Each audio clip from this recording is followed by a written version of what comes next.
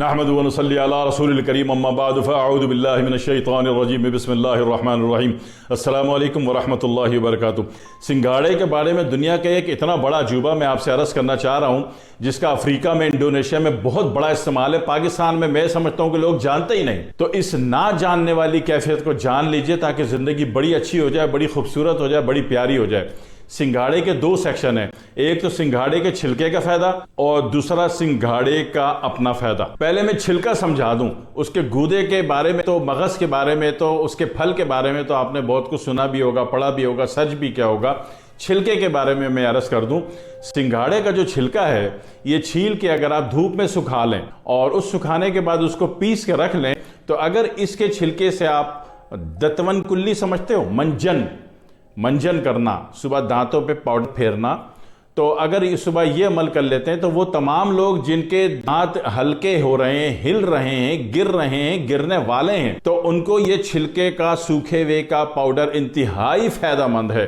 दांत मजबूत होते हैं, उनकी ग्रिप अच्छी बनती है और दांत में से, मसूड़ों में से पीप आ रहा है, खून आ रहा है, पानी आ रहा है, तीनों चीजें। सिंघाड़ा चूंकि उजलाती दो का मुकव्वी है, मुफर्रा भी है, पहले दर्जे में मुफर्रा है, फरहत पैदा करता है, दूसरे दर्जे में मुकव्वी है, तो लिहाजा ये तीनों सेक्शन पे काम करता है। अगर मसूड़ों से सुबह पानी आता है, मुंह से पानी भी आता है, उसको मुंह से पानी आना भी कहते हैं, मसूड़ों से पानी आना भी कहते हैं, तो वो कहते हैं ना दांतों तले पसीना आ जाना, तो अगर ऐसी कैफियत सचमुच में हो जाए, या खून बहुत आता हो, या पीप आता हो, तो ऐसी सूरत में महज इसके छिलके से मंजन करने से वो मसला हल हो जाता है। दूसरी बात यह कि कोई छोटा मोटा जख्म हो, दाना हो, इन्फेक्शन, इवन के फंगल इन्फेक्शन क्यों ना हो, अगर उसमें का पाउडर हल्का सा लगा लेते हैं तो जनाब अली उसमें क्या होता है कि फौरी तौर पर वो हील होना शुरू हो जाता है और वो हील हो जाता है। और इसकी बात, दूसरी बात ये कि अगर इसी जो उसके छिलके को आपने सुखा लिया था, अगर उसको जला लिया,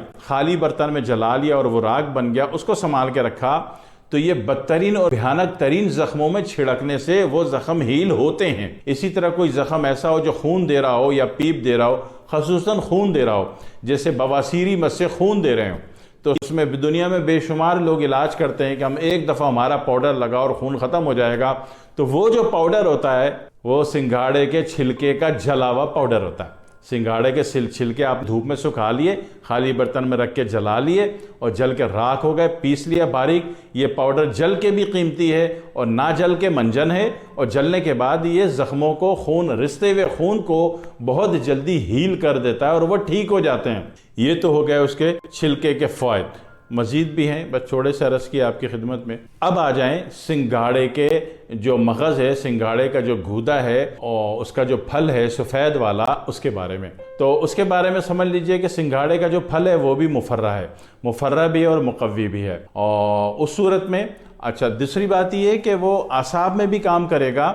आसाबी तौर पर अगर तहरीक बढ़ी हुई है, जैसे नज़ला है, ज़ुकाम है, छींक है, सर में दर्द है, सर में वाइब्रेशन है, चक्कर आने की, यानी कोई भी आसाबी तहरीक बढ़ी हुई है, और इसी तरह आंखों में सूरज लगता है, आंखों में सूरज लगता है, और रात को गाड़ी की हेडलाइट लगती है, तो यही सिंघाड़े का जो मगज़ है ताज़ा वाला, ये खाना 7-7 दाने खा लें, सुबह 7 दाने निहार मुँह खा लें, 7 दाने दोपहर को खा लें, एक कीमती तरीन मगज़ है। तो वो जनाब वाली अगर आपने खा लिए, अच्छा, कुछ ख़वातीन बड़ा नेक काम करती हैं, वो देसी घी में हल्का सा फ्राई मार देती हैं, उससे शौहर और बच्चों को बड़ा पसंदीदा होता है, तो वो भी कर सकते हैं, एक बात।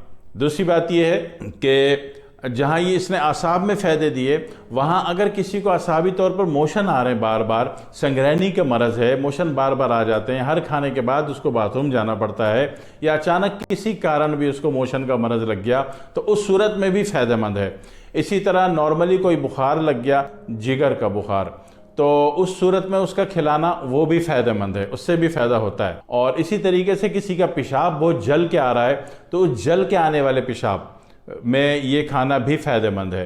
किसी के दिल की धड़कन बहुत ज़्यादा धड़कती है और इंतहाई घबराहट पैदा हो जाती है, और घबराहट ऐसी कि उसको पैनिक अटैक पड़ जाता है, और जब पैनिक अटैक में जब हॉस्पिटल जाएंगे इमरजेंसी रूम में, तो वहाँ सबसे पहले आपका शुगर बीपी चेक होगा, दोनों बड़े होंगे। पैनिक अटैक ये दोनों चुड़ैलों को जिंदा कर देता है। कौन कौन सी चुड़ैलें? एक एंटी शुगर, एक एंटी बीपी, बीपी अंकल होंगे, ये दोनों जिंदा हो जाते हैं, मरदूद किस्म की शख्सियतें। तो उनसे निजात पाने के लिए जो है ना, अगर आपने ये घर में अगर आपके वो पड़े हुए थे सिंघाड़े और आपने खा लिए तो ये फ़ायदेमंद होता है। दूसरी बात ये कि अक्सर अहबाब खून का मसला, खून का रिसाव बॉडी में कहीं से ज़्यादा हो रहा है, तो उसमें भी इसका ताज़ा फल खाना मुफीद देता है। अब एक बात आती है कि सीजनल फ्रूट है, सीजनल है, कभी मौसम में आएगा और हर दफ़ा नहीं मिलेगा, तो इसका पिसा हुआ पाउडर या इसकी खुशक गिरी जो होती है वो पंसारी से मिल जाती है। अगर हज़रत पंसारी साहब मद्दज़िल्लहुल आली, पंसारियों का एहतराम बड़ा ज़रूरी है, क्योंकि जो नेकी पंसारी कर रहा है, दुनिया जहाँ की 70,000 चीज़ें जमा करके वो आपको एक काउंटर से प्रोवाइड करता है, ये हर आम आदमी के बस के नहीं है। पूरी दुनिया से कहाँ कहाँ से इंपोर्ट करा के पंसारी बेचारा आपके काम कर देता है। और ये पंसारी है जिसने आपकी नाना दादी दादा दादी के नुस्खों पर अभी आपको ज़िंदा रखा हुआ है, नहीं तो ये पंसारी नहीं होता तो हिकमत फेल थी सारी। इतना आसान नहीं है जंगलों में जाके 954 चीज़ें तोड़ना, जमा करना।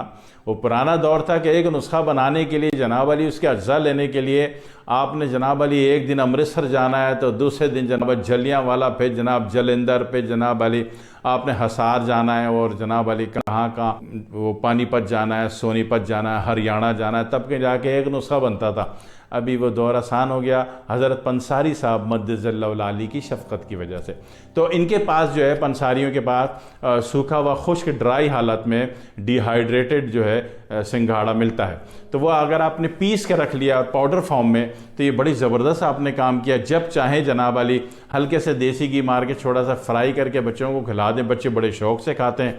और इसी तरह बवक्त दवा इसको ले लें, बुखार में दे दें, पेशाब की जलन में दे दें, मोशन में दे दें, बवासीर का खून आ रहा है उसमें दे दें, किसी भी जलन आग वाली और तेज़ाब वाली एसिड वैल्यू में इसको दे दें तो उसमें फ़ायदा होता है। एसिड वैल्यू में मैंने सिर्फ क्रेटिनाइन वैल्यू पे नहीं कहा, क्रेटिनाइन वैल्यू पे नहीं देंगे क्योंकि मुकव्वी है, और दूसरा जो है बाकी तकरीबन तमाम हालतों में जलने की कैफियत में, अजियतनाक कैफियत में, खून जारी होने की कैफियत में, बुखार की कैफियत में आप दें। मर्जी दूध से दे दें, पानी से दे दें, घी में फ्राई करके दे दें, मक्खन में फ्राई करके दे दें।